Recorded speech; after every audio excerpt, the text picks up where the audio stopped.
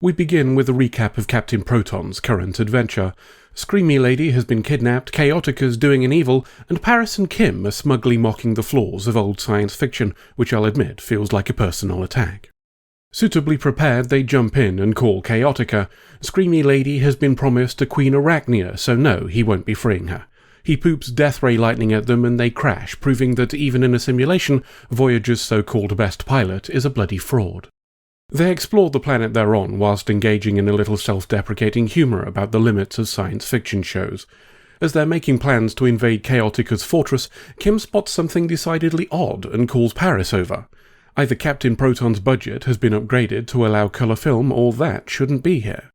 Kim tries to stop the program, with entirely predictable results to anybody who's watched a Holodeck episode before. By this point, Holodeck safety protocol guy has probably killed more people than the Kazon. Trying to call the bridge fails too, so they go back to the ship, where Paris says there's a manual override for the holodeck. The bridge wouldn't have been able to help them anyway, as they have their own problems. Voyagers come to a halt, and it's serious enough to warrant using the mood lighting. Janeway pops up to ask what the fuck's going on, and a resounding shrug is the answer she gets. Something's buggering up ship's systems, taking communications and weapons with it, but we haven't the foggiest why. Janeway orders everybody to do all of the science to try and figure out more. On the holodeck, Paris and Kim hit a snag on their way to the ship. CHAOTICA's henchman spots them and treats them to a monologue. Paris isn't in the mood and just poops holographic swirly at him and his mates. Based on their level of competence, CHAOTICA must get his guards from the same place that trains Voyagers. Back to the bridge, where Tuvok discovers we've hit a subspace pothole, and that's what stalled our warp gubbins. We've still got impulse, so Janeway tells whoever's driving while Paris is gone to gun it. Voyager does the equivalent of a space wheel spin, but goes nowhere, and Janeway decides we should stop before she blows the engine. The lads on the holodeck are having a bit more luck at least. Kim's keeping an eye on 3 purple wibbly things, the first having been joined by 2 mates. Paris can't shut the system down, but has managed to access teleporters, and succeeds in shunting them both to the corridor outside the holodeck. They look as surprised that it worked as I am, before jogging away to find out what's going on. Seven's done some science and tells us there's a crack between space and subspace here, one that Voyagers got caught in. Efforts to work ourselves free have so far failed, and that might be a problem as it's arsing up no end of systems. Seven's also taken a cursory look at those purple wibblies on the holodeck, but thinks they're just random events that pose no threat, a line that all but guarantees they're the cause. Janeway has an idea to escape with a more gentle application of power rather than brute force, a bit like how to free a car stuck in mud. In the absence of any other plan, it's worth a go. Back on the holodeck, those purple wibblies that are definitely unconnected to the situation shit out a couple of amethyst balls. They deposit a pair of suited figures who pull gizmos from their pockets and start waving them around. CHAOTICA's fortress is of particular interest to them, and the newly resuscitated henchman that Paris shot earlier takes issue with this. Suit guys say they come in peace, so obviously henchman takes them prisoner.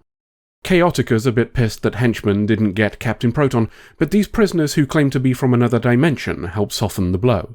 CHAOTICA's grandstanding means nothing to them, so his guards help them adopt the submission position. He wants to know why they've invaded his planet, and they say they're just trying to contact other photonic life forms.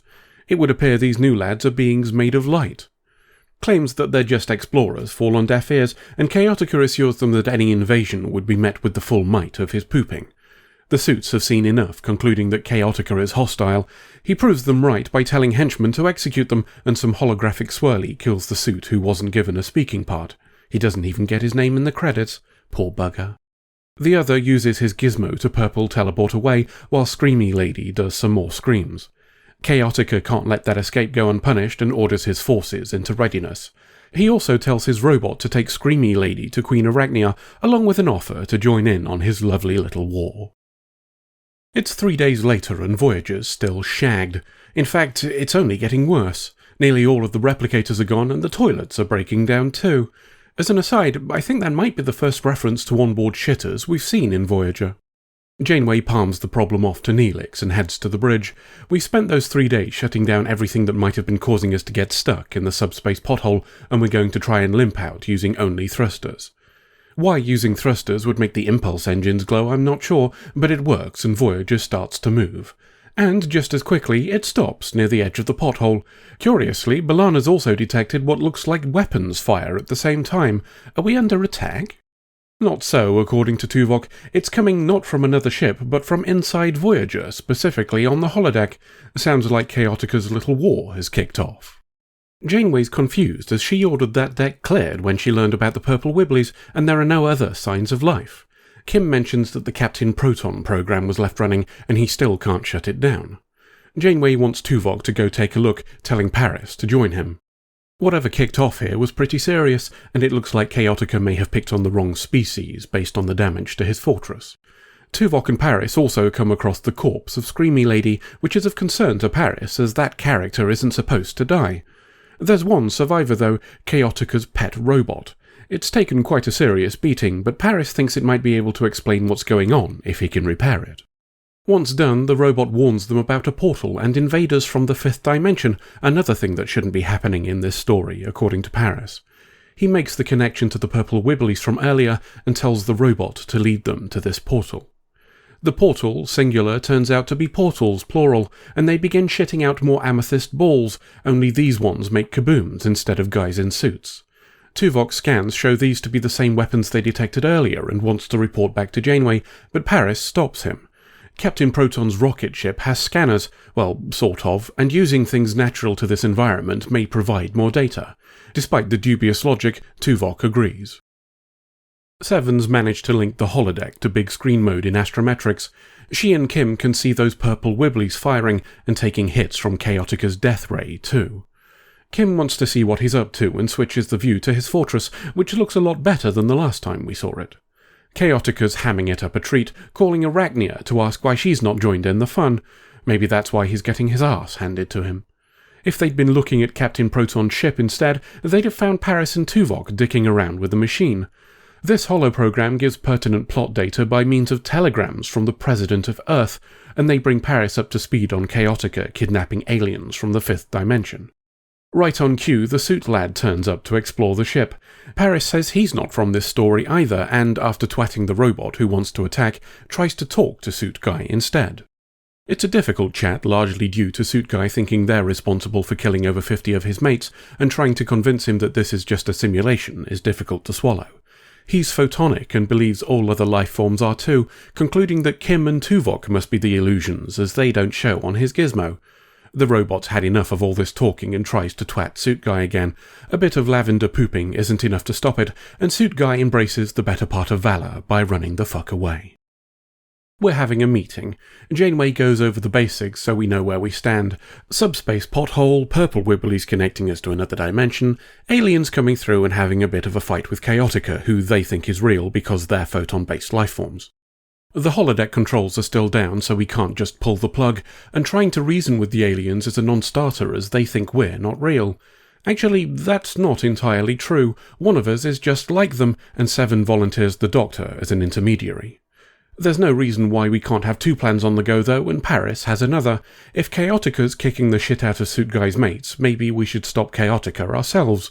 Once he's been murderized, the Suit Guys might bugger off of their own accord, and hopefully take the cause of that pothole with them. He thinks the best way of doing that is to play out the story. Defeating Chaotica requires kabooming his death ray, and while Proton's ship can do that, somebody will need to drop Chaotica's lightning shield first.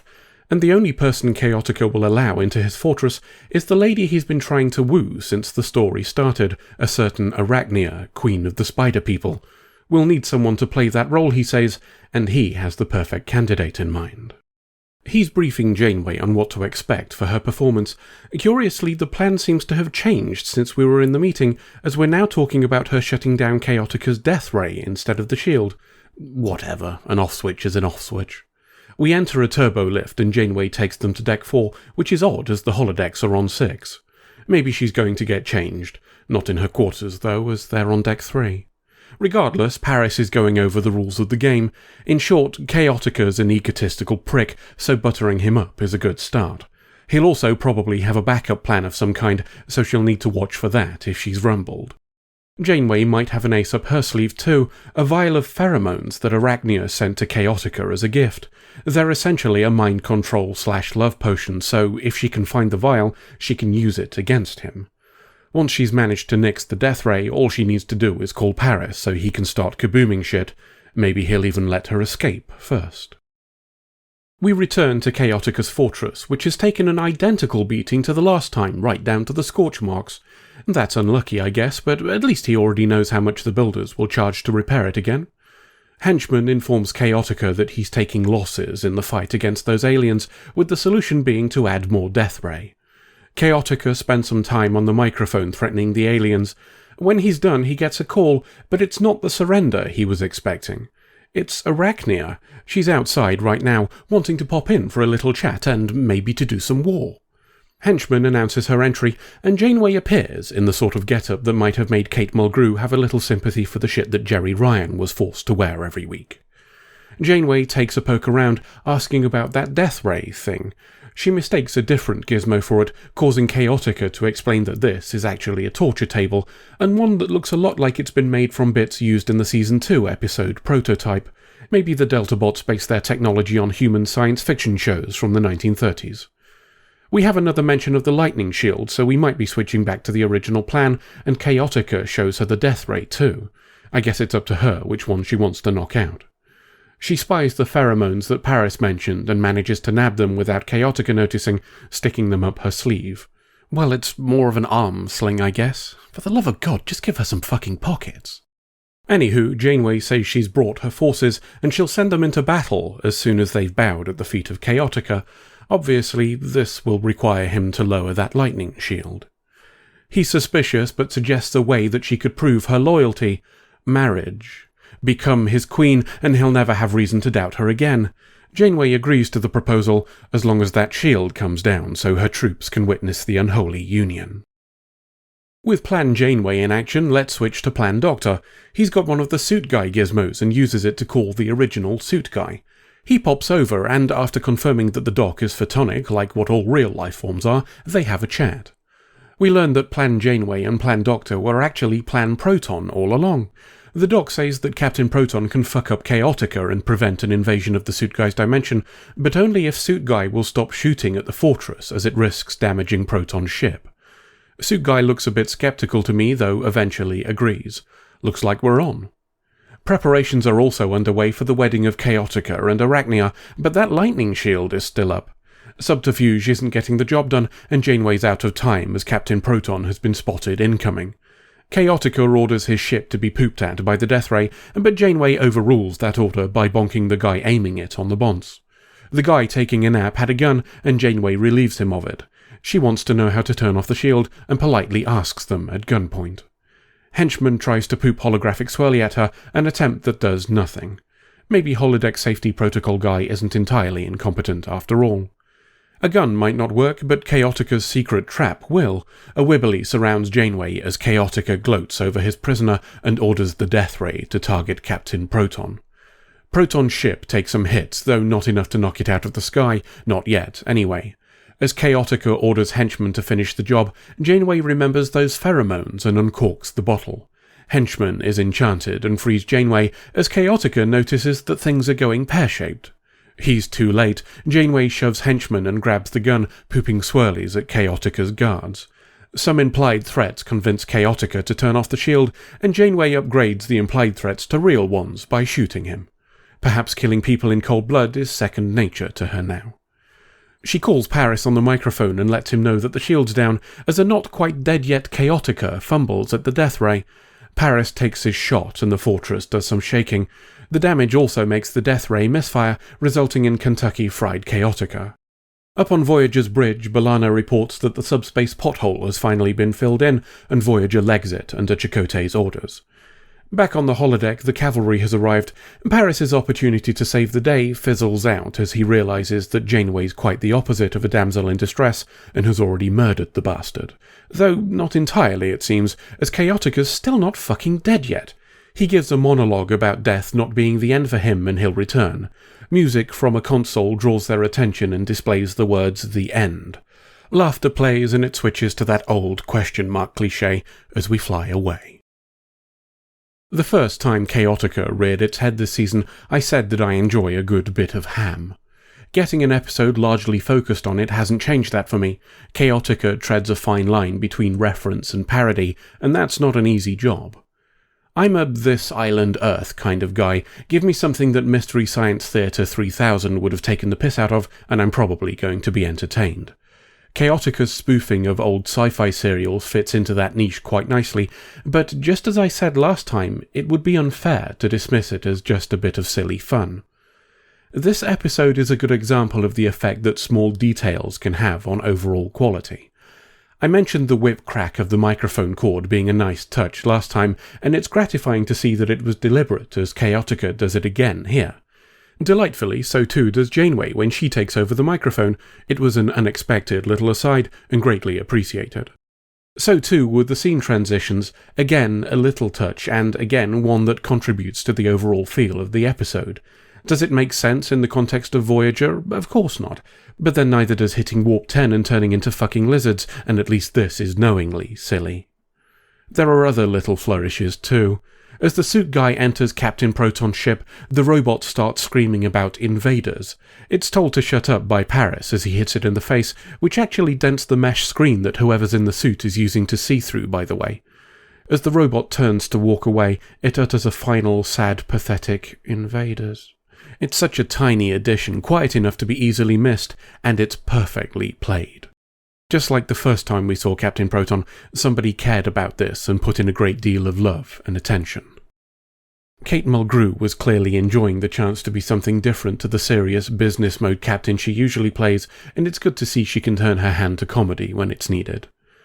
Robert Duncan McNeil gets some points in this one too. He's solid throughout, but the crown goes to a pitch-perfect deadpan delivery of the line, "His army of evil," while he's explaining CHAOTICA's forces to Janeway. Martin Rayner as CHAOTICA is as enjoyable here as I found him last time, though I'll admit that how much you like his performance will depend on how much cheese you can stomach. It's a level of melodrama that reminds me of John Colicos as Lord Boltar in the original Battlestar Galactica, only Rayner is actually trying to be a schmuck. Nicholas Worth as his henchman is fun too, though I struggle to get past the thought that I remembered his voice from somewhere. If you're an older nerd like myself who enjoyed real-time strategy games back in the day, you may have recognised it too, as either Premier Alexander Romanov in Command & Conquer Red Alert 2, or as the mentat Kalinar Koltras from Emperor Battle for Dune. Come to think of it, that's the third mentat we've had on Voyager. Okay, that's not many, but it's still weird that it's happened more than once. I suspect many people will dismiss this one for being overly silly. Gods know how I've banged on about how my preferred Trek stories are dark, ethically complicated, and with a side order of politics, but even I can see the value in having one of these every now and again. Think of it as a palate cleanser, or a little amuse-bouche meant to refresh your brain so you can properly appreciate whatever atrocity the crew of Voyager commits next week. End of episode.